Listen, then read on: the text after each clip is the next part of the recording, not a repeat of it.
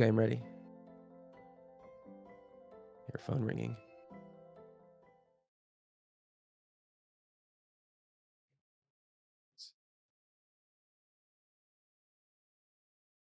Did you hear a phone ringing? No? I can't hear you now. Everything's getting weird. Oh, hang on.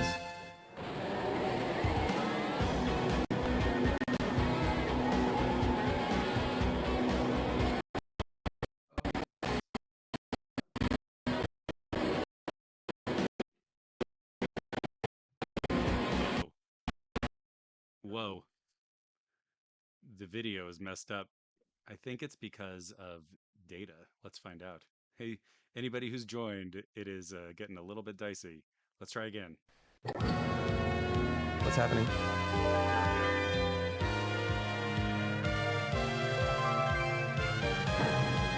I had a delivery come just now.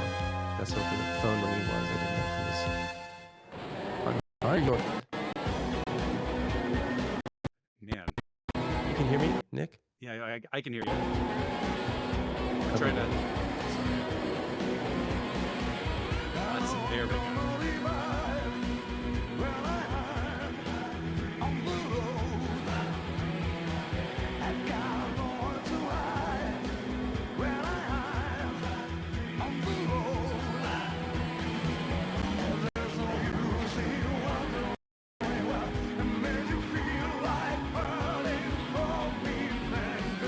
Dream in it.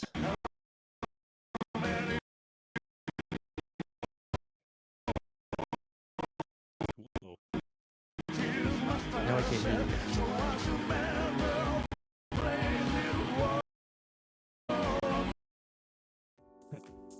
I don't think it's working. I don't think the streams, I don't think the video is working. Can you hear me? I hear you now. Okay.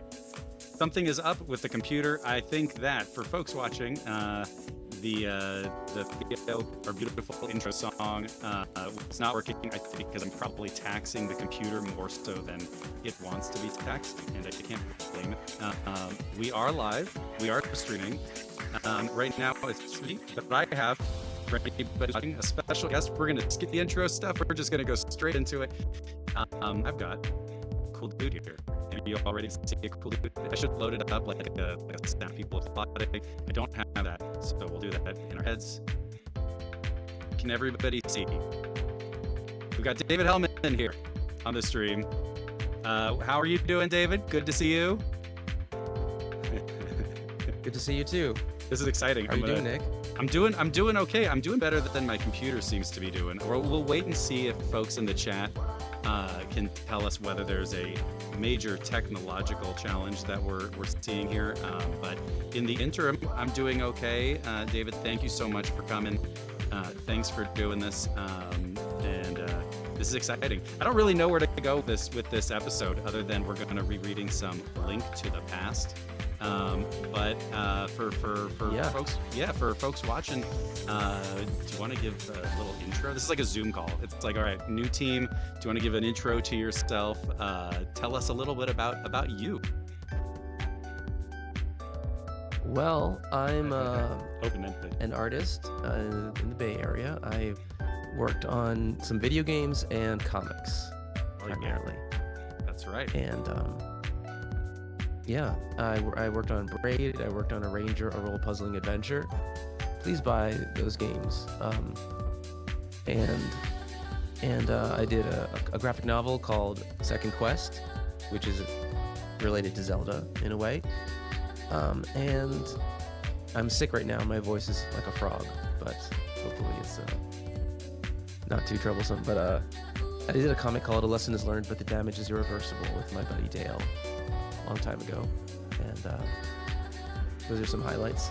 Yeah, those are big highlights too. So at the risk of being like corny, your work is incredible. And so I know that I've told you this before, but like, thank you. To me, your work is some of my favorite work in just games, and I love the art in just across the board. Like it is so expressive, and it's powerful. Like, so for folks listening, a few Thank years you. ago, I bought Wow. a copy of Second Quest, and brought it home and was reading it. And my daughter Coraline got super into it. I think we talked about this a little bit, but she got super into it, and it was her first sort of foray into stuff that wasn't just for kids. And you could see her like poring over it and letting the art wash over it and the new ideas, like kind of Yeah. the new imagery. And there really is nothing like the work that you do anywhere else. And so, for Wow. yeah. So yeah, I brought you on here to embarrass Well, the hell out thank of you. I have to go now.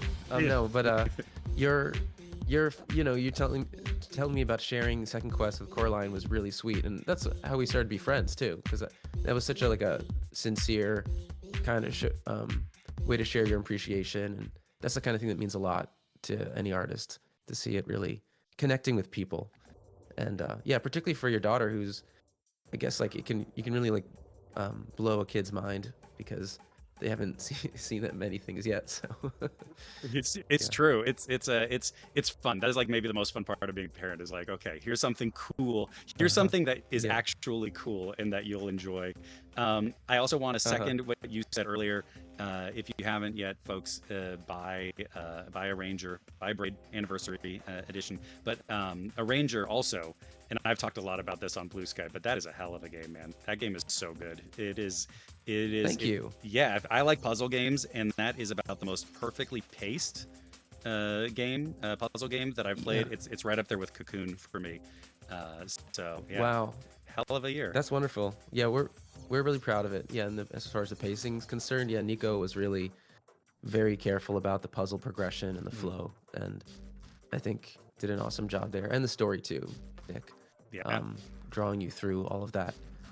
So yeah, thank you very much. heck yeah. Oh, absolutely. Sorry, I promise the whole thing won't just me be like, I guess like what do they say, dapping you up? That's what kids are saying, dapping you up. I think like I don't know. that's providing Riz or recognizing Riz. I guess is what I Ah, got a yes. thumbs down. Did you do the thumbs down on this on there? No. Oh, weird. What Where was did you that? see that? A thumbs down just showed What up are you talking about? on your screen. I don't know if anybody in chat saw that. That was weird, like a little Oh, bubble cartoon thumbs down. oh, I have reactions on. I don't know why I did that. Oh, that was Like it it, probably was me. no, no, that But was it keeps turning that back on. I keep turning it off, but it wants to do bubble emojis when I gesture, and I keep telling it.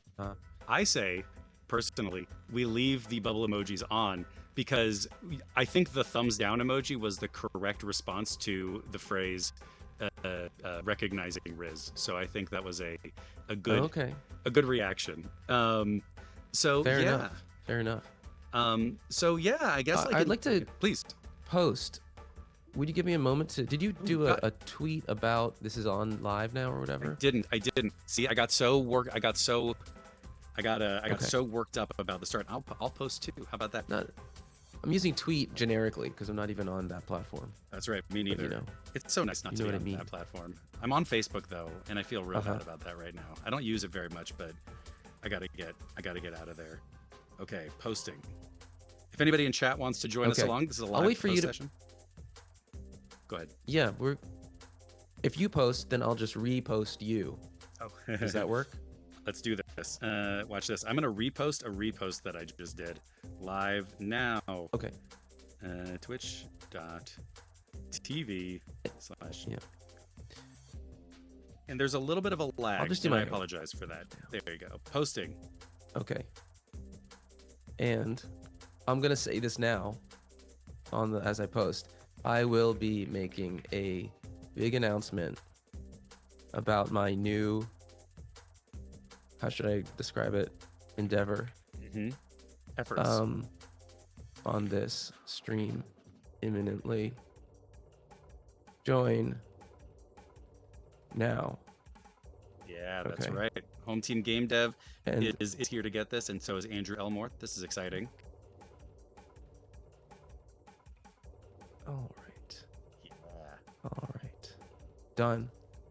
For folks listening in anticipation of the announcement, one note, and it's just a sort of a technical note. You've seen it in the previous streams where I've hosted with the good folks at Flashback 64. There have been some technical issues occasionally. I'm going to take full responsibility for those. One of the technical issues I think that we are currently having is a bit of a lag. And so, David, if I step on you, if I step over your words, I apologize for that. I think that there's just a little bit of a little bit of a lag on my end. So apologies for that. And also just kind of blanket apology for any other problems I caused during this stream. A lot of excuses, Nick. I'm ready. I'm ready. I don't know if I can be so forgiving. No, we're here to sandbag. We're here to sandbag our efforts so that when it works out, it's okay. Okay. I feel like we're real time, but we'll see how it goes. Okay. It feels good. Okay, that's good. Okay, feels good of it. Risk with it. The home team game dev did. And yes, we can do. We can roll on. Yeah, frame rate is bad, but voice audio is totally clear. You know what? Home team game dev, thank you so much. I will accept that. Given that the audio, well, I'm not going to say anything because I'm just going to knock on wood because who knows where this goes from here. But I know where it goes from here. Announcement, and then the Legend of Zelda: A Link to the Past. I think it might be a good time. Are you prepared to make the announcement? This is your first time you're announcing this. Yes. Let me just go there and make sure it's there. Yeah, it exists. Right. I am now, I would like to announce a new project which everyone can participate in free of charge. If you simply set your browser to instagram.com/breakfast_demon, breakfast_demon, then you can see my new Instagram account, which chronicles my breakfast when I eat one specific thing, going back in time to after the completion of Arranger. I thought that was when Arranger development ended. That's kind of the start point for all this. Since then, I've been having breakfast, and I just wanted everybody to know this. I always take a picture and try to do a good job. So now it's out there. Others can enjoy.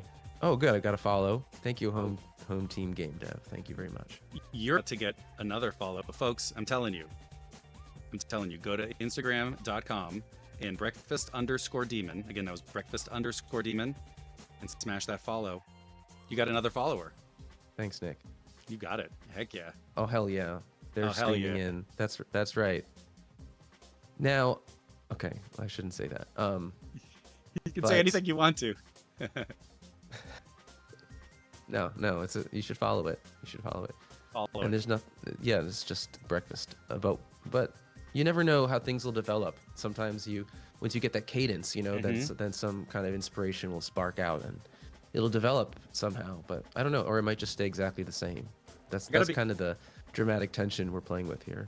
What I'd like to know, so I'm looking at some of the breakfasts right now, and I see bananas. Mm-hmm. I see yes. Of course I see the oatmeal. I see chocolate morsels, and I see peanut butter. Yeah. Is that peanut butter? I like that you said morsels. Oh, of course. It's almond butter. It's almond butter. Okay. What brand of almond butter are you using? I like it. It looks very creamy. Oh, I have to check. Shoot, okay. It has like a sun design on it. Oh. I could find that out for you later.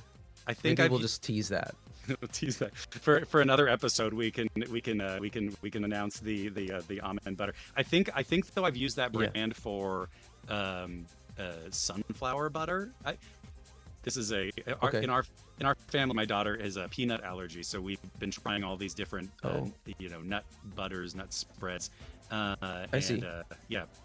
But I never found an almond butter that I thought was like all that good. So if you found one that you like, you haven't yet.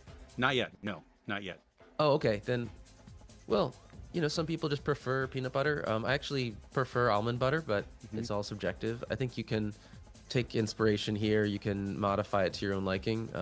It's not a dogma. It's not that rigid, But I also have included protein powder. You can see in the very first entry the brand I'm using, and I have different flavors of that.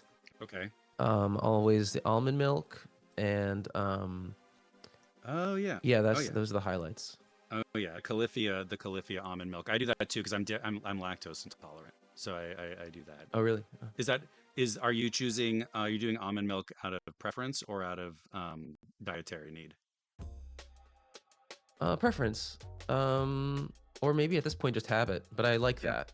Okay, So I just that's stick with awesome. it. This I is also a like the shape of the bottle.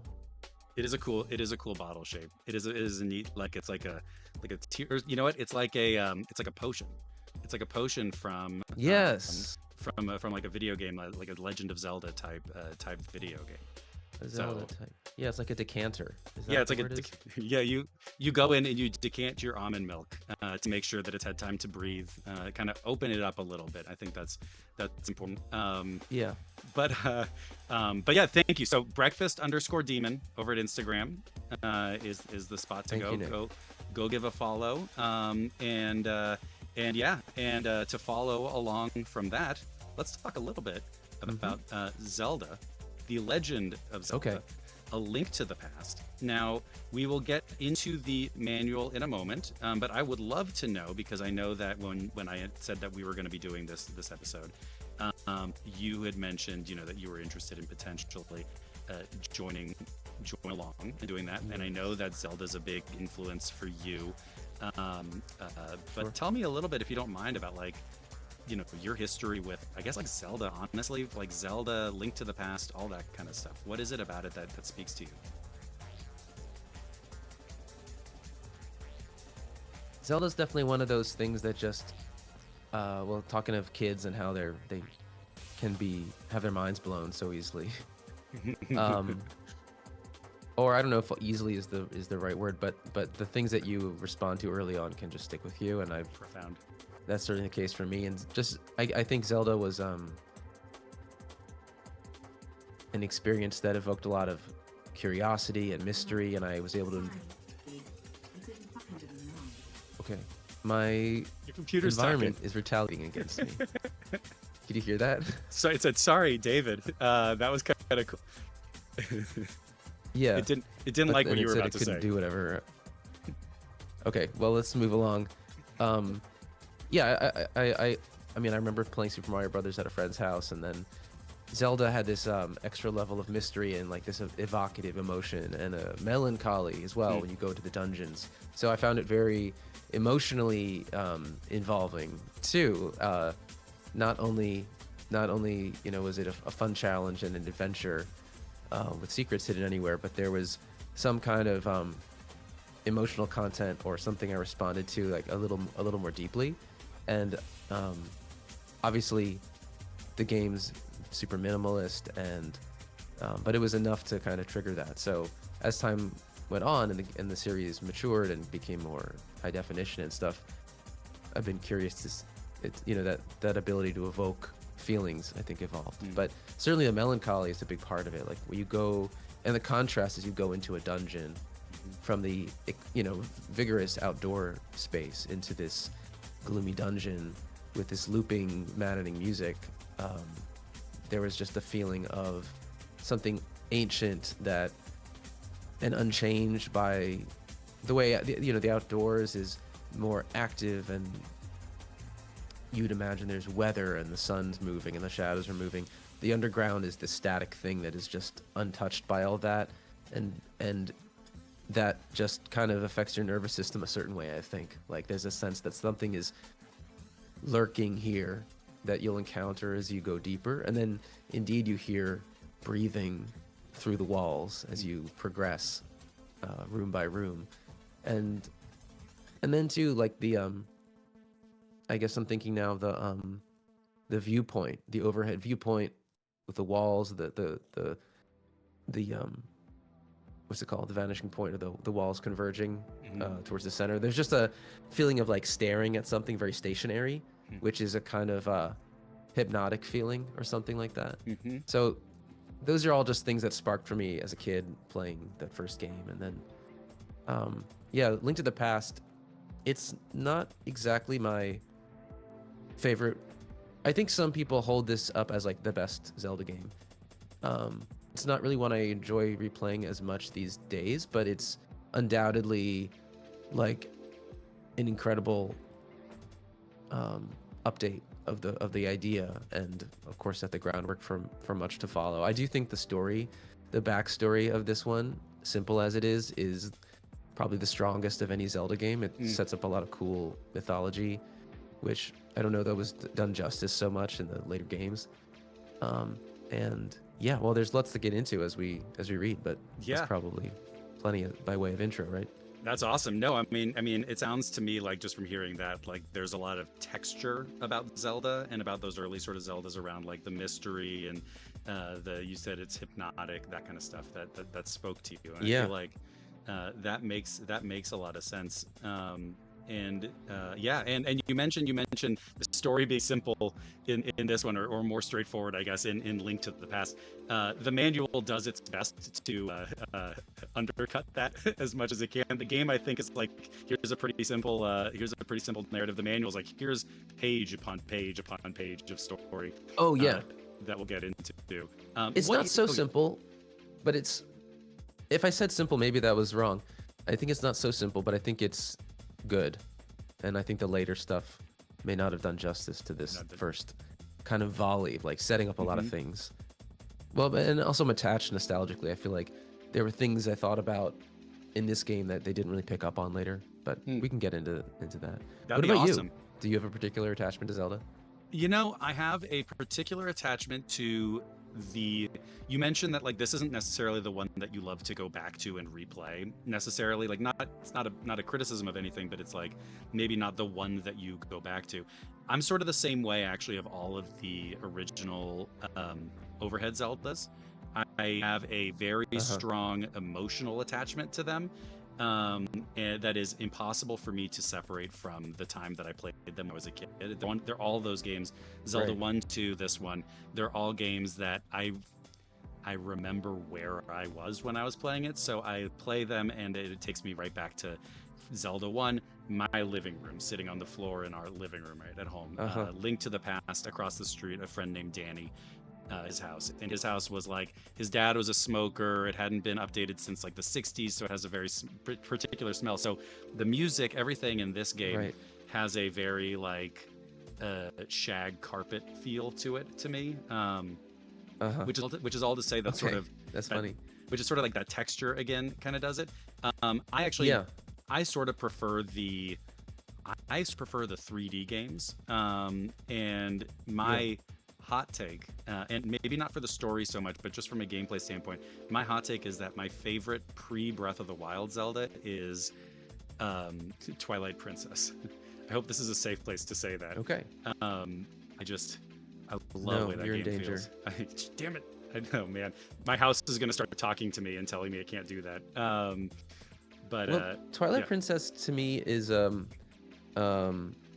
complex story, but I do think what I'd say in favor of it is it really represented a lot of refinement of the 3D interaction systems that sadly was in a number of cases stripped away for the more popular Wii version.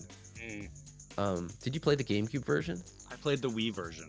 I've never played Twilight Princess. I've never actually gotten to play the GameCube one. I've always wanted to.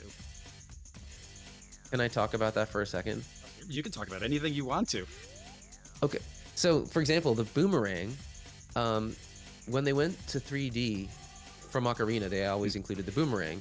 And when you use the boomerang, the camera goes behind you and you aim and then you throw it. Or you're in Z targeting and then you're circling around your opponent. You can just hit the button and you'll throws the boomerang.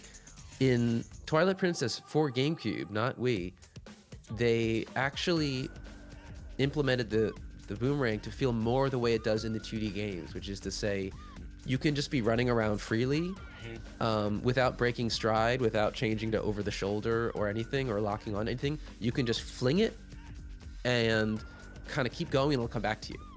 So it's a way to like throw it at some rupees that you need and then it'll go. And they turned it into a tornado boomerang, which was kind of a cosmetic, I mean on the one hand like a cosmetic thing, but I think it gave it a bigger sort of like radius of effect so that it makes more sense that it can like swish up the rupees and stuff. So it lends itself, to this like just fling it and keep going and it comes back to you. But you can't do that on the Wii. because of the pointer controls Ah, everything. They kind of railroad you into that. okay. I thought the only difference was the mirroring of the worlds, because the worlds were mirrored, right? I didn't realize that Yes, there were more that's a changes. huge difference. Yeah, I didn't realize that there were Yeah, more. there are other differences too. Okay. Oh, that's cool. I Now that you is gotta interesting. play the GameCube one. I would love to play the GameCube one. It's a little expensive right now. I'm sure there's another Really? way to find them and play them that I Uh-huh. certainly don't condone. But not on stream. But yes, Don't do crimes, kids. don't do crimes. Don't do crimes. Make sure to go and buy all your games. I'm sure Nintendo's still making them, selling them for us to find easily and at a reasonable price. I'm sure. Acquire your goods legitimately on the free market. That's right. Yeah, the free market. We love the free market of video games, the free market of ideas. We really ascribe Mm-hmm. to those two things. I think it's very important. I want to call it. That's okay. That's really cool. I will play it. I will play it. I got a GameCube back there. I can do this. I will do this. I want to note You something promise? that I promise. Yes, I promise. Hold me to this. It is jail time for me if I wait. Okay. This is dangerous. I'm entering a really dangerous place where it's unclear if I'm doing a bit. I really want to, so maybe I'm holding myself to this. Prison time for me, loosely defined. If I don't play it, I want to call out a I will comment. go to prison. I will go to prison. Comment. Prison Yeah, I'm watching potential- the. I'm watching chat too. Were you gonna say something about that? Yeah, I was just gonna call out what Megan said, which is love the way the static camera frames the rooms. In the first game, I feel something about that feeling was lost in the link to the past. Sorry, excuse me, with the overworld camera that can float around big spaces. I think that's an interesting thought. That sort of the confined spaces Mhm. of outdoors in the first game versus later. What do you think about that? Yeah. It definitely has a different feeling. I think it's a good. I'd be curious if they want to expand on that. Like, how does it change the feeling? I'd be very curious if there are any more thoughts. I think even within dungeons, the camera moves freely, right? And there's some large rooms where the camera follows you around. So I know in like I don't the know that first there's a castle there difference. is. Yes. But I think there is something, yeah, like I was saying about the static camera has a certain power to it. I think about that a lot with cameras in general. Like game cameras tend to move around wildly, especially with mouse look games. It always gives the environment a very lightweight feeling to me because a camera can't move, like a camera or a body, your body with your eyes and your body can't move that wildly and freely, like you have no physical weight or anything. So it always makes the environment feel, I mean, sometimes it's worth it because you want really responsive turning and stuff, but it feels less material to me, less physical. Whereas a stationary camera can really ground you in a feeling of like the permanence and imposing feeling of the world or something. That makes sense. I'll also call out what Home Team Just gave. some thoughts. No, that makes a lot of sense. It kind of the grounding effect of it. Home Team Game Dev Yes. points out too in the chat that as a kid, the one-page screens early on helped to landmark or orient him. Found Super Nintendo Zelda scrolling a bit more overwhelming to navigate. It is kind of a remarkable. Like these games were fairly complex, and I think I think you and I, David, are like roughly the same age, and like we would have been pretty young when these came out. It's sort of remarkable that we dove in and gave these things a shot. I'm trying to imagine my kids having maybe the patience or desire to really learn the ins and outs of games like this these days. Really? Yeah. Maybe they would. Maybe I just need to throw them in front of some of these and do this. Now, one quick thing. So we will, in the interest of time, I know that everybody has busy lives and all that kind of stuff. We can dive into the manual here in a second. There's a lot there's a lot in there, and there's some great art, which is not surprising at all. But what was I going to say? One more question I did have for you, and folks in the chat, if you have any questions for David, I hope it's okay that I'm offering this up. If anybody in the chat has any questions, please ask away. I'd be curious about your experience with, and this is my little zone, your experience with video game manuals. Were they something that you really engaged with a ton as a kid? what's your kind of feelings on that space? Yeah, I do certainly remember reading them, and I think there's a common experience of if you're a kid, you get driven to the mall or something, and then you get your game. What do you do on the ride home? You're reading the manual. You're getting prepared mentally. I think it also kind of there was so much mental preparation for games as a kid because uh, you don't have that much to think. I don't know. I don't know. No, my mind's kind of jumping around. Like, why don't I?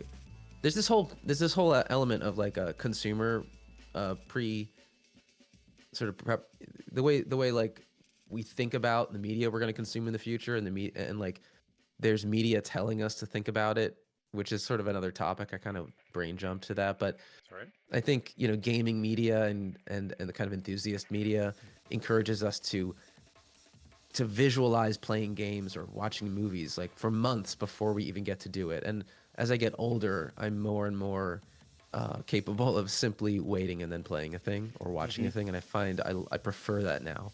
But when you're a kid, um, and certainly from in my experience as a kid, reading the magazines and dreaming about games that were coming in the future was a huge part of my engagement with a hobby.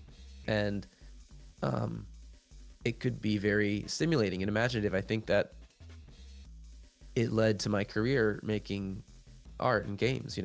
This time spent thinking about it, Hmm. aside from actually playing it and trying to visualize what it would be like. And the manuals were certainly part of that. That's like you're right on the threshold of actually playing it. Now you're kind of preparing. It's like Hmm.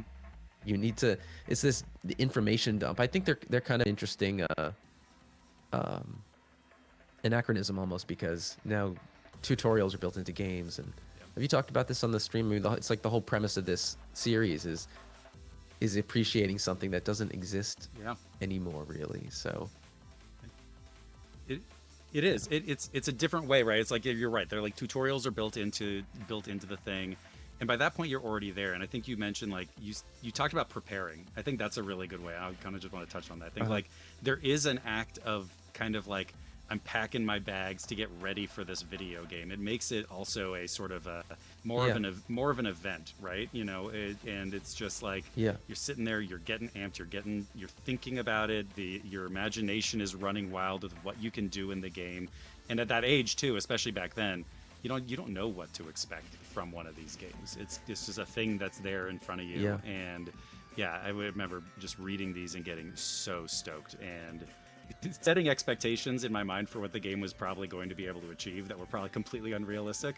But yeah, it's like packing your bags for a cool adventure. And then you open it up and you get, especially in the case of Nintendo manuals, I think Nintendo in particular, you get just unbelievable art. uh-huh. It's especially I'd say like the SNES and the N64 era, Nintendo's manual design approach was something really, really Yeah, remarkable. So let's do absolutely. this. If you're up for it, Okay, should we just go ahead and start reading? I was going to have the background sure. music be the music from Link to the Past, and then I got a little bit worried that Oh, I would get a like cease and desist uh, or something. I don't know. I was worried. I was like, I don't want to get a strike. So the music is as always music from Andrew Elmore, Wavebeam. So thank you to Andrew for letting me continue to use this music on my stream.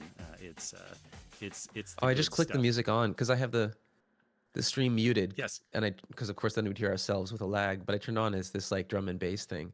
there's so much good stuff in there. I'll It's send like you the link. really There's so active. much. Yeah, there's so Okay, much good stuff. There's lots of different things going on. It's a lot of fun. could be And having a jog. People jogging and watching us I on their I think phones, or think that they should. I think that they'd get a lot out of it. they're in kickboxing cardio class. Yeah, exactly. They're biking to work. They've got their big screen right in front of them. They're just vibing. It's fantastic. It's safe. It's safe, and I suggest doing it to everybody. So here's what I was thinking is we can just go back and Yes, forth on here since there's a sure. lot to read. David, if you want to Yeah, Andrew Elmore watches this during his aquatic jazzercise session down at the Y. It's a tale as Incredible. old as time. Yeah, it's what we do. I'd like to hear if anyone else is doing that. If anyone else is doing that, tell us, please. Yeah, let us know. You put one of those like Okay. plastic cases around your phone though, right, Andrew? Or do you buy a new phone after every swimming session because of water damage? I'd be curious to find out how that works, but either way is fine with me. So yeah, do you want to kick us off, David, with the Legends of Sure. Hyrule? I'll do whatever you want. Let's do it. Let's go paragraph by Okay. paragraph. Legends of Hyrule, page. Okay. The Legends of Hyrule. Woo! To set the stage for this adventure of the legendary hero of Hyrule, it will be informative to delve into the Triforce myth, an ancient epic about the creation of the world that is still believed in the land of Hyrule. Every culture has such myths and theories about the creation of their worlds, and it can be beneficial and entertaining to examine them in detail, for they often affect the present-day social structure. The legends say the mythical gods of Hyrule had as their chosen people the Hylia. These ancient people left scrolls that are the primary source of the legends. Hell of an intro. So much to talk about. They're so good. That's such a good intro. I love that they're like, we are going to tell you a cool story, and this is why it's going to be a cool story. Man, that's fantastic. Anything you wanted to highlight from there? Yeah, I don't know how much we could easily get very sidetracked on everything, but I think it's interesting how they throw in how the myths affect the present day social structure. Mm-hmm. Like, I think there's some stuff in this that's kind of awesome that wasn't developed later. You know what I mean? Mm-hmm. Mm-hmm. They're just hinting. I'm also, there was a Kit and Krista. By the way, I want to plug, I was on the Kit and Please. Krista podcast recently, and it was a lot of fun, and they were great. So Awesome. if people want to watch that, please do. They had a while back talked about this, and they talked about the story. I might be drawing a little bit on having heard them talk about it, and they were saying this is the best Zelda story. Right. That's awesome. So that's cool. Yeah, listen to the podcast. And also, folks listening, David did some art for them that they posted recently for their logo with them on there. It looks fantastic. So yeah, it's thanks, cool. Nick. It's cool stuff. All right, we'll keep going. I guess it's my turn Yes. now. It's scary when we do it this way. It's like a little bit Onward. scary. It's like okay, I gotta Why? be ready. I gotta be ready to read. Scary is the wrong word, Oh. probably. But here we go. The creation of Okay. Hyrule. According to the Hylian scrolls, the mythical gods descended from a distant nebula to the world that was and created order and life.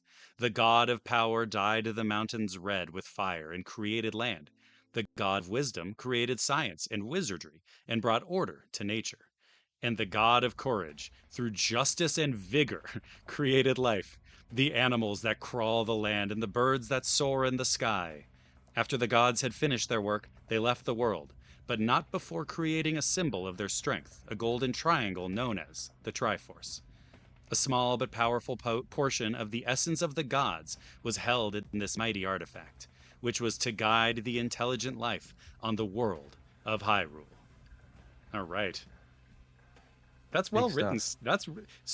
As a quick pause, I will say that like having gone through the manuals for Zelda 1 and 2 before this, you can see just that one of the things I've been interested in doing this show has been the sort of changes in the, I guess, like professionalism of the manuals and the writing in the manuals. And in the NES games, there's a real kind of chunkiness, not clunkiness, like it's still good. It's well written and it's people put a lot of effort, but there's sort of a we're figuring all of this out component to the writing and the storytelling and the manuals in there. And by the time they get to the Super Nintendo, like this seems like they were a well-oiled machine at this point. They knew how to market this stuff, how to sell this stuff, and it's sort of a remarkable step up from just I guess quality is the wrong word, but like again, I guess like professional standard standpoint in this versus the NES versions. Looks like it's back to you, and I like this art, by the way. This is cool okay. stuff here.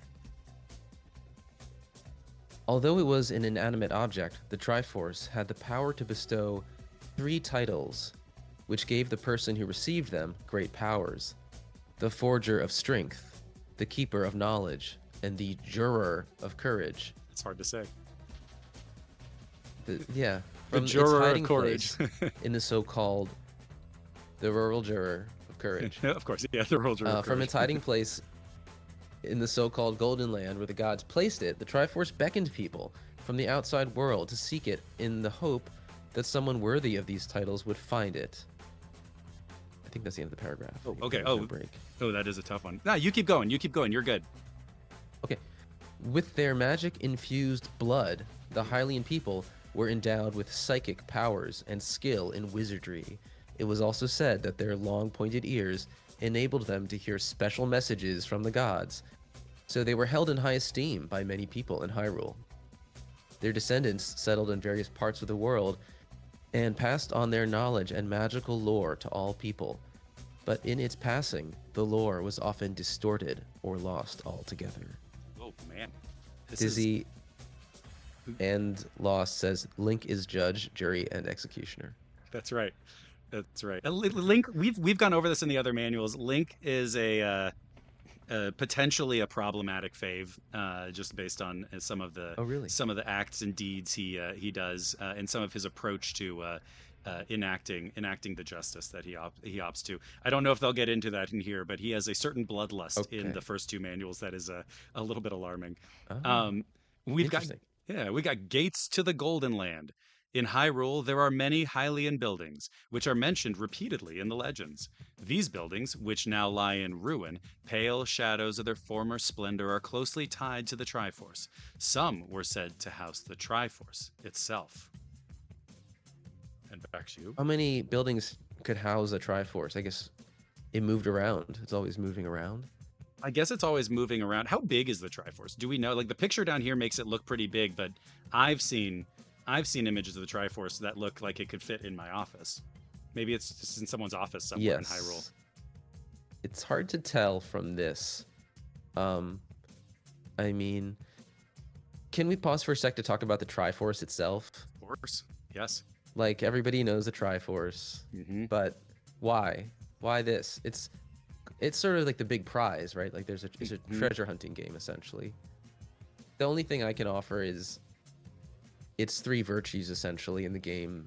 It's a video game, so you're supposed to embody the 3 virtues. It's kind of saying, you know, you're gonna have to be powerful, wise, and brave, courageous, and it kind of fits as far as that goes, I guess. But as like an organizing, like, religious creed or something, it's a little weird to me.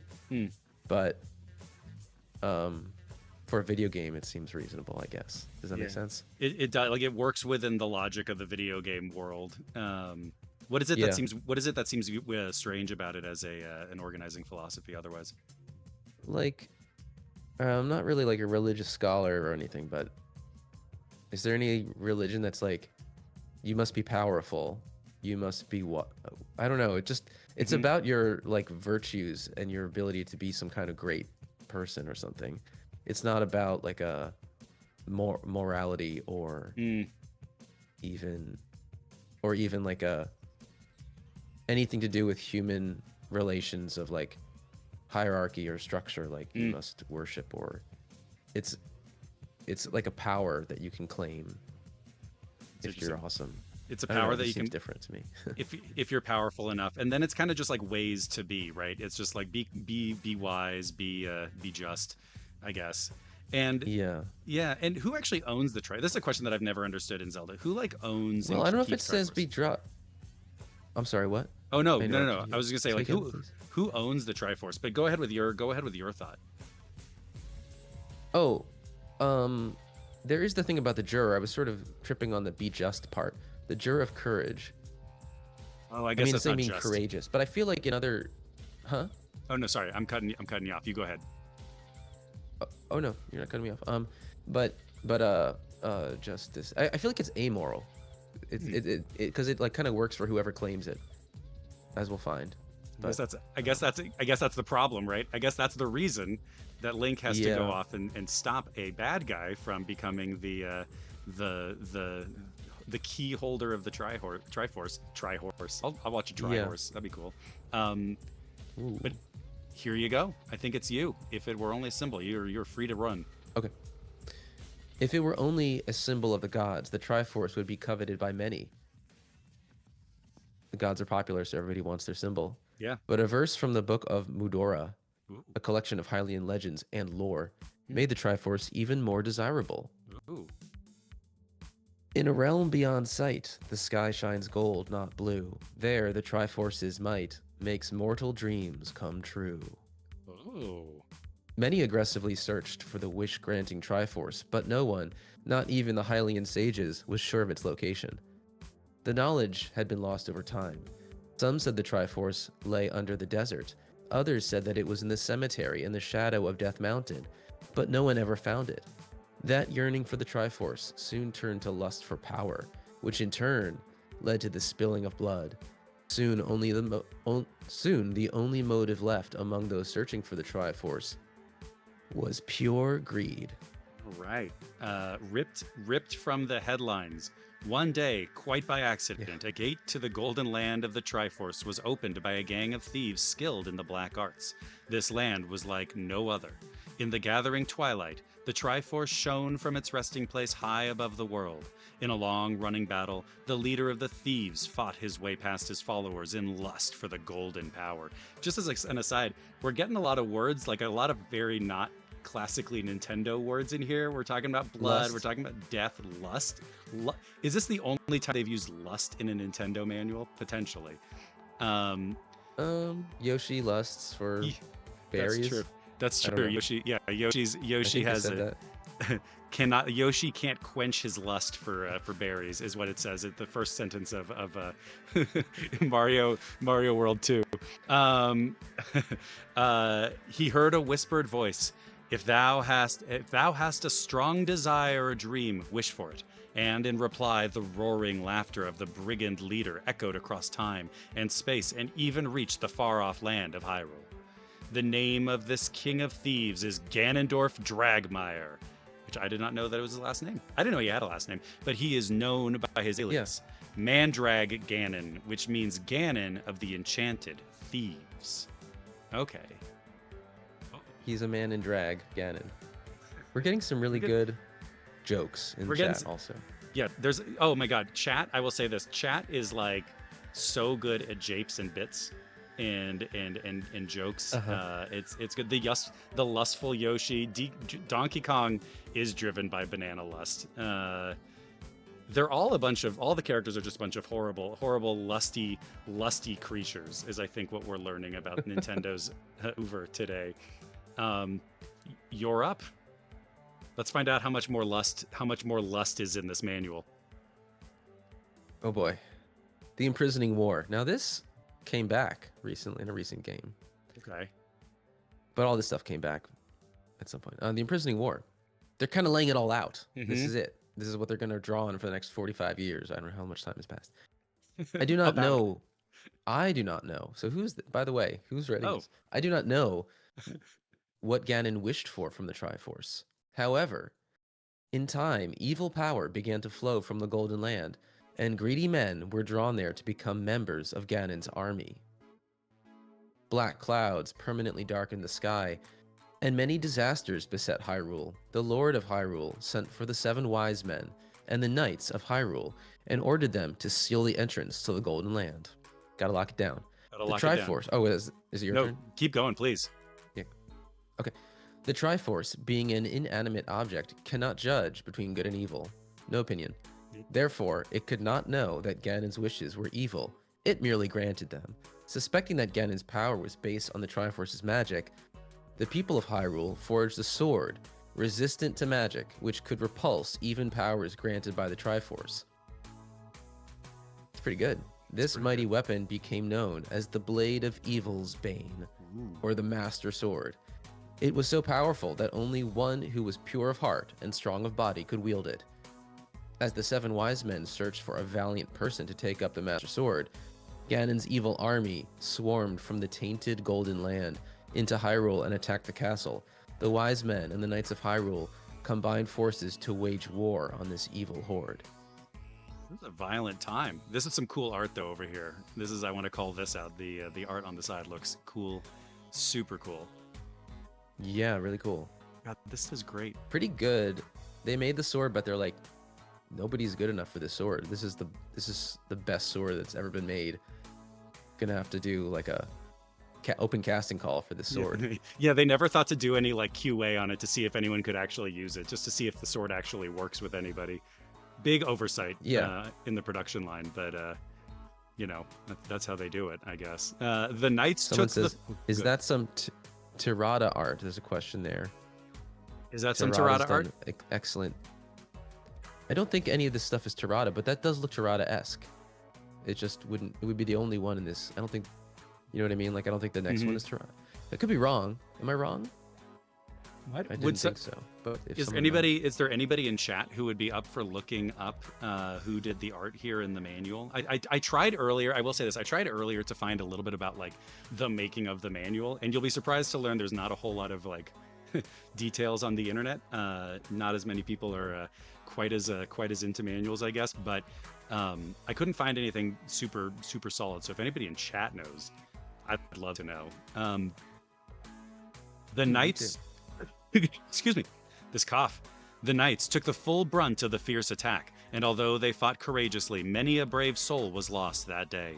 However, their lives were not lost in vain, for they bought precious time for the 7 wise men to magically seal Ganon in the Golden Land. All of Hyrule rejoiced at the victory that upheld peace and order over Ganon's evil and chaos. This war, which had claimed many lives, became known as the Imprisoning War in stories told in later centuries. So there we go. That's one way to keep fascists out of government. The other way is just have Merrick Garland. The Hyruleans never brought Merrick Garland in to be their DOJ, so there was no risk of him coming back ever. So sorry. It's quite a lot of backstory. I mean, like, this is the kind of thing they could have just said, oh, there's this wizard who was sealed away and he's been, you know, like, this is a lot of detail. Mm-hmm. Oh yeah, it goes too. Like, cool, I think if we like scooch down, like that's not even the prologue. Like the prologue is here. So like we get that. We do eventually, but yeah, they're like serious about this. I think this is what I love about these things, is like somebody sat down and they didn't have to, to your point, they didn't have to do all of this. They could have just said, evil wizard came in, some things happened, there was a war, you're good to go. Because the game certainly doesn't delve into all this. But somebody was like, no, I'm going to spend a lot of time putting this together. I would love, that's one thing I would love. I'd love a documentary on like Nintendo's localization efforts around this time. Because I think it'd be fascinating. Yeah. It's all you. It's your The Coming of the Wizard. Okay. I'll do 2 because this is a short paragraph. Yeah, let's do it. Go ahead. Many centuries have passed since the Imprisoning War. The land of Hyrule healed its wounds, and the people lived in peace for a long time. Memories of the vicious Imprisoning War faded over the generations. So, it is no surprise that no one was prepared for the new disasters that have recently struck Hyrule. Pestilence and drought, uncontrollable even by magic, ravaged the land. The king of Hyrule, after counsel with his sages, ordered an investigation of the imprisoned Dark World, as the Golden Land had come to be known. But the wise men's seal was apparently intact. He offered rewards for anyone who could find the source of these troubles. In answer to these summons, a stranger named Aganim came and quelled the disasters with a previously unseen form of magic. Brand new magic. As a reward, the king gave him a new position as chief advisor and heir to the 7 wise men. The masses proclaimed him their hero. Peace had returned to Hyrule, or had it. Bum, bum, bum. Do you want to close this part out? Yeah. Yeah, it's short. Rumors have traveled their whispering path with alarming frequency. Rumors saying Aganim now rules the country with his magic. Rumors of strange magical experiments in the castle tower at night. The people of Hyrule were gripped by dread. Oh He my looks God. bad. He doesn't look He like has a Star Trek communicator on his head. yeah, he was doing some IP infringement, and that should have been the king's first sign that he was not to be trusted. It's Yeah. a huge red flag. Yeah, I'm sorry. Like, I don't want to judge anybody by their looks, but if you saw this guy coming Yeah. in and being like, I can fix this, and then he does this, like he makes this look, I don't I don't think that I'm going to be putting him It's in the as a eyes. yeah. It's the pose and the eyes. Yeah. This is But what evil guys do. yeah. It's what evil Yeah. people do. Yeah, I guess like the king made a pretty poor tactical choice by giving this guy so much access to the government. Again, we Yeah. just we never learn. Then we get the prologue though, and so maybe now we get to learn how all of that ties into this. One night, a All right, girl's so read as much as you want because I did a Oh. bunch. That was great. One night, a girl's voice awakens you from your sleep. Help me. Help me. My name, I don't know why. That's not how she probably sounds, but I'm assuming. Help me. My name is Zelda. I in the castle dungeon. That's pretty scary. That's a pretty scary vision for this guy. I like how this is like, Yeah. he looks like the Link from the Saturday morning cartoon. So this is kind of like Himbo Link, I think, is what I'm guessing from looking at him there. She telepathically pleads. You jump out of bed, not knowing. So now we're saying you. You jump out of bed, not knowing whether the voice was part of dream or reality. Upon leaving your bed, you find your uncle, who should be fast asleep at this time, preparing to go out, girded for battle. I'll be back in the morning, he says as he departs. Don't leave the house. You watch him leave with the family sword in hand and shield on arm. This is a night like no other. Who is Zelda? Where had your uncle gone, and for what reason? And so, on an ill-fated night, a new chapter in the legend of Hyrule's hero begins. A new chapter in The Legend of Zelda. Woo! Did And she then contact both of them? the She's uncle? talking to me and my uncle. Huh? Maybe, yeah, maybe she like chatted with your uncle first and then was like, I got to talk to this guy also. The uncle's not going to get it done. Yeah, it sort of Calling seems everybody. like it. Yeah, She's waking me up at she's going around and just asking everybody until somebody actually finally wakes up and gets out of bed and helps out. Everybody else is just like snooze and going back to sleep. Now Do we you think get she's into trying to Go get ahead. Link? You think she just sent it out to an area? It was like she hit the house, and they both caught it. Oh, that's a good You know what I mean? I guess I'm curious like what sort of like can she speak when she speaks out loud and she does this? Well, it says telepathically, so I'm presuming just Link. But how does the uncle know where to go? What is the uncle doing in this moment? Actually, I don't understand what the uncle's role is in this moment. He's girding. He's girding. That's true. He's girding. He's girding for. He's been busy girding. Maybe the uncle would have girded no matter what, whether he got a voicemail from Zelda or not. Yeah. He's just Gird early and perpetually often. girding. Yeah, gird early and often. He's been watching too much YouTube, so now he's constantly girding himself for the battles to come. My mind has been broken by the last year, dude. So I just like everything is now like through this lens of online radicalization. It's a great place to be mentally. Wow. You're up. Yeah, it's great. It's a great spot. You're up All as right. the legendary Go hero. back to that. The Golden Land of the Triforce. Now we're also in a sans serif font. I'm just noting that. Yep. Sort of more present moment. It's like a little more down to business, you know? Yeah. It's like now we're moving. The Now we're Golden doing Land of this. the Triforce, yeah, has become a dark world. This is kind of a recap. Corrupted by Ganon's evil wishes. However, this is not enough for Ganon. He also wants to make Hyrule, the Light World, his own. To do this, he needs to break the seal of the Seven Wise Men. But he cannot do this with his power alone. He must also use the life force of the descendants of the Seven Wise Men. With Aganim the Wizard as his pawn, this is about to become a reality. Thus, the late-night experiments in the castle tower. You, as the legendary hero of Hyrule, must enter the Dark World on a quest to save the maidens that Aganim has sent there. The aim of the game. All right, now they're just like admitting it's a game. See, they're like, Yeah. Big shift. There's a big shift in tone here. It- They're over it. They're done. They're like, okay, Yeah. whatever, guys. It's a game. It's a video game. Move on. yeah. The aim of the game is to solve the many mysteries and adventures that await you along the way to rescuing the maidens, Ooh, defeating Ganon, and returning peace to Hyrule. And there's Zelda and there's you. yeah. Get a good look at both of them. Keep And them in mind. yeah, Gerd. They've girded. See, now he's girded. Now that's the thing. He watched his uncle. He learned from his uncle how best to gird, and he's fully girded, which I think is important for what he's about to do. Now, in the interest of time, Yeah. it's 1 o'clock, Yes. and so Yes. we'll start to wrap up. Let's roll through these real quick. I just want to show a few things. Let's look and see if there's any cool art. I kind of like that. I will say this one Sure. thing I did want to call out. I jumped ahead because in the first manual for Zelda, the mode for deleting a save slot is Yes. called elimination mode. And they say if you need to eliminate a link, you go there, which I thought was extremely harsh wording for what this is. Yes. And then in the second one, they said eliminate like a player slot, I think is what it says. And in this one, it says erase players. So they're slowly softening the language around what happens to your save state, which I thought it's still kind of sad because I erase see. play. There's like a sort of sadness to the concept of erasing your player. Which player do you want to erase? Yes. But I just wanted to call that out. I'm a little sad we don't have elimination mode anymore because I thought that was an exciting way to delete a player. Yeah. It sounds like it would be a gameplay mode in some kind of. Isn't that a thing? Elimination mode. That's right. Never mind. Yeah.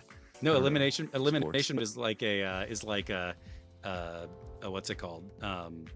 One of the battle royales. It's like a battle royale mode for save states is elimination mode. So you get all the usual good stuff here. There is less art throughout this, though, I will say, than in the NES ones. There's just really more down to brass tacks, like how to do this, which I guess makes sense because Sure. it's a pretty complex game. I will say I looked through this. There's not too much here, although this is the first time that you could do 8-way walk, right? I think in Zelda 1 and 2 Right. in the overworld, it's just up, down, left, right, right? Yep. So that's exciting. We got a little bit of an upskirt thing going on here with Link. Where? On this image over here, Where? leaping down. It's riding real high. That's cheek. Yeah, got cheek. They got this I is mean- before the ESRB, so they got some cheek in there. Yep. I mean, I'm gonna zoom in on the cheek. Oh, it looks good. I mean, he's This might damage my computer. Yeah, Link's doing something over here. I will say this. So in my job doing age ratings work, if we showed that much cheek on one of the characters, we would probably send it back to the design team and say this might run afoul of our current rating. So just right. so Link, they didn't care, but oh my It god, always made me a little uncomfortable because I didn't understand what was going on. Like, if he was wearing some kind of underpants, they could have shown. Well, I guess they couldn't have shown that. You would have seen it there. Yeah. Like, that's where you would have shown it. I guess you would have seen he's wearing little shorts. you would have seen. So I always assumed he was like completely unprotected underneath. That it was like, that's what's implied, I think. Yeah, that he's just like totally he's going commando, and it sure looks like it here. Like he doesn't seem to be wearing any pants. Maybe like a chastity belt underneath. I don't know what he's got going on, but Oh, Link I see. There's the low angle. I mean, I think Yeah. the legs look good. You know, I when I play Breath of the Wild, I like this look. I like the classic look. Me too. But he's got little pants or something underneath. Yeah. But hey, it's like just one of those fun little mysteries. I Where guess. did his pants go? And now I will say that this manual is from the official Nintendo website. I don't know if that one's going to be any different from like the actual original one. This is the one that they put out there. They scanned all these manuals for the SNES Mini and the NES Mini. They scanned a bunch of them. So that's what these Right. are all from. So this is kind of like the official, most recent version that Nintendo's given to us is Pantsless really? Link. Yeah. Pantsless Wait, Link, really? right here. Yeah, I think so. At least as far as this game is going. I will say, as we're talking about Pantsless Link, we've got grasping and pulling, which might explain the pantslessness. So I don't know. Normal Wow. sword blows. Yeah, sorry, I'm being Sitting, tacky. throwing, talking, reading, grasp. We got Flashback We have 64 in the chat. I'm just keeping an eye on chat, and people are saying hello. Flashback 64 Pod says sup. Sorry we missed this, but this will be archived, right? It will be archived. It'll go onto the YouTubes and mandatory viewing for everybody in chat once a week for the next few months, if that's okay. Right. That's the usual way we do this here. So you go. Use your items carefully. I like, what is the mysterious power of the flute's music? The staff. This is where we get into the good art, right? Let's see all this stuff. Wait, oh yeah, flute. Okay. Sorry. Oh yeah, sorry. Well, so we're kind of blazing. I'm blazing through, and I apologize. We're blazing through here. David's got his own his own manual there, and I'm sort of cruising through, and I forgot that you weren't looking at the same screen as I am, so I apologize for that. You can select your bottles. I found the map screen. I want to pause on the map screen page, which is page 21, for a quick second. And I want just a quick vibe check on what does everybody think about Mode 7 graphics. That's what I want to hear. And hear from chat. Hear from what chat. What do you think? Pro, con? I don't want to influence chat, of course, but I would never. But I'm curious, what do you think? Where are you on Mode 7?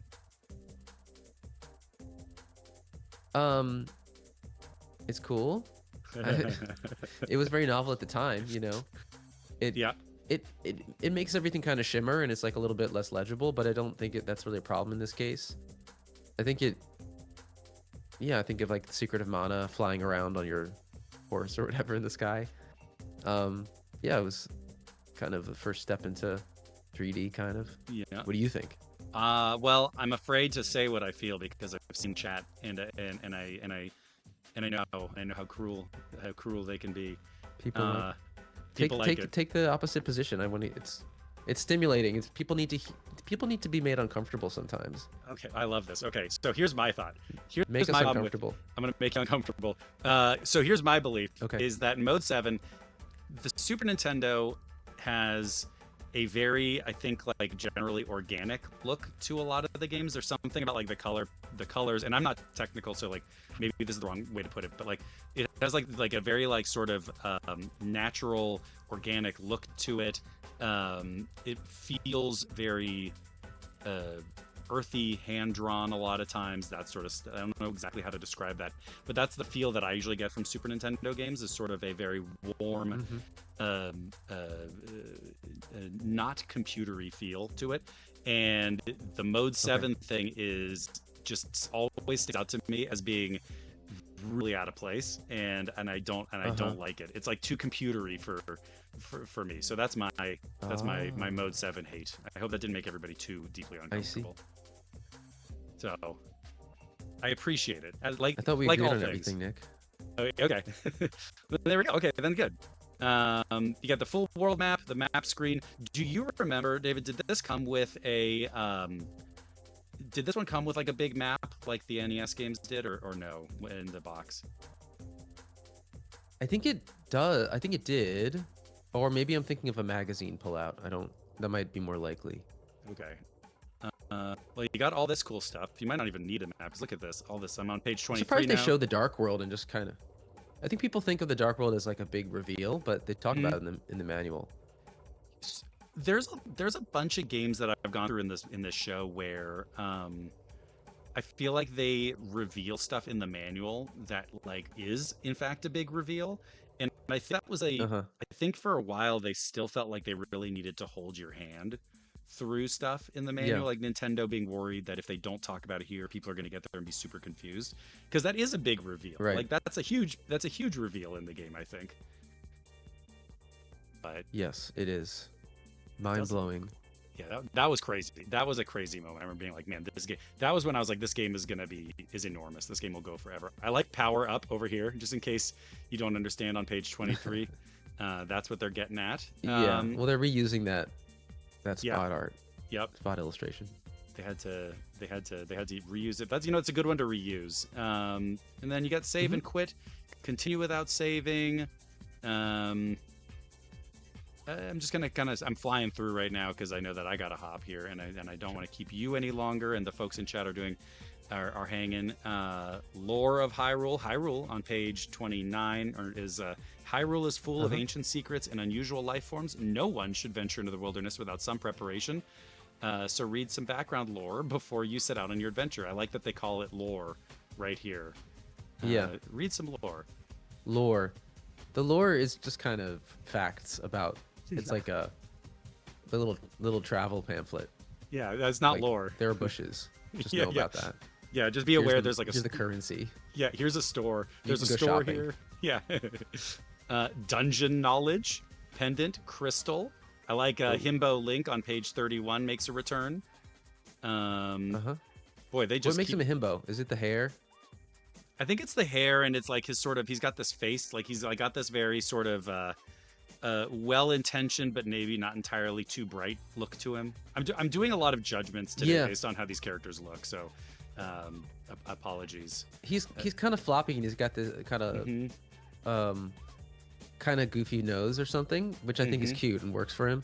Yeah. Later, they made him more like I don't know, cool and sleek and sexy, which I kind of like. I kind of like him being a bit floppy and goofy. Yeah. I mean, whatever. I think they jumped the shark slightly. But. They lost a little bit of what made it so special, I guess is I think a fair thing to say. Okay, I don't know if you can see this in chat. I will say this: Home Team Game Dev made a post that got auto modded. So I don't know like how this works, but I guess a message can be auto modded. Home Team Game Dev said Link was in his slut era, and I will say that I'm going to allow it. And we're going to say allow. And there you go. And then I get a message as the admin of the chat. Nick McConnell added permitted term his slut. So that's what chat is giving us. It's an interesting life. His South Lake Union Transit era. So I kind of keep on scrolling. There's stuff about maps.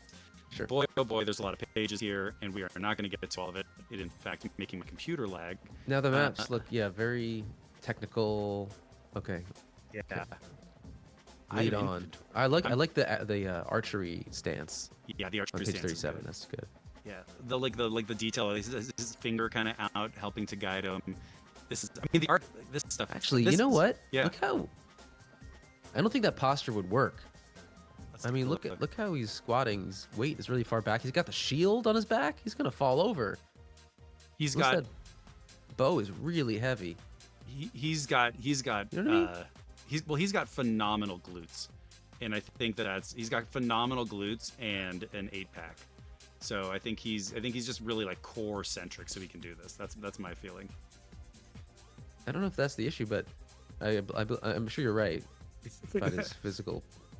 Is he left-handed here? Because isn't Link historically left-handed? Is this a left-handed way of? Yes, I'm of left-handed, so I are. care about this. Okay.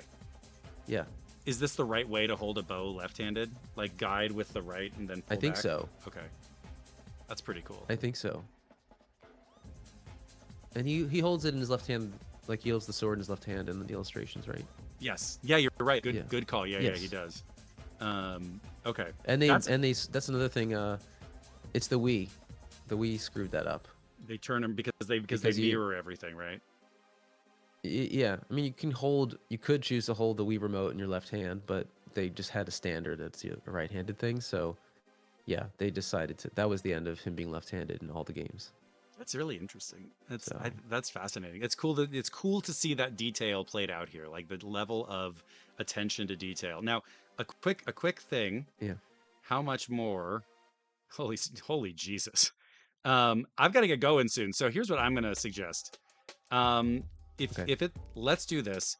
Let's cut for now the manual, if that's okay. Maybe it can be. Yep.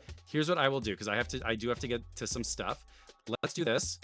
And there's more here than I thought. I'm going to put it in the chat. A little homework for everybody is to enjoy themselves in this manual, because now there's some actual more story stuff. But before we go, I just wanted to say again, thank you to you, Dave, for doing this. Thanks for being up for it. Thanks for joining. Thanks for the reading. And thank you to everybody for watching. two things. One, do you have anything else? I know you mentioned some stuff. Do you have anything else you want to plug? Actually, I want to plug something on your behalf. If anybody is looking for a great book, and that looks cool, I strongly suggest Second Quest. It is up available. I saw it on Amazon the other day. It's a beautiful Oh, cover. it's still on Amazon. Yeah, I saw it. Yeah, I saw. I checked the other day. It's still there. Oh, great. It's a wonderful. And there's a read. PDF on. Thank you so much, Nick. And I'll add the PDF is available on secondquestcomic.com. Okay. There you go. Thank what you else? so much. I had a great time. This was a lot of fun, and so thank you very much, and thank you to the chat for watching and engaging. And if anyone wants to on Blue Sky send me follow-up questions or criticisms, where did I falter? Where did I miss the boat? Bad opinions, bad delivery, looking weird, sounding bad, tell me, and I will read them over and over again. That sounds pretty cool. That sounds good. I think that we'll all do that. Please do that for me too. And we'll see everybody around. Sorry to have to jump off here a little bit, but thanks for doing this. And yeah, thanks everybody. This was a lot of fun. See everybody somewhere on the internet. Be well. If anybody is in Los Angeles watching this, please be safe, and take care of yourselves, and actually just be good to yourselves in general. Lots is going on. So thanks everybody. Have a good one. And we'll see y'all later. I'm going to stop streaming now. End of stream.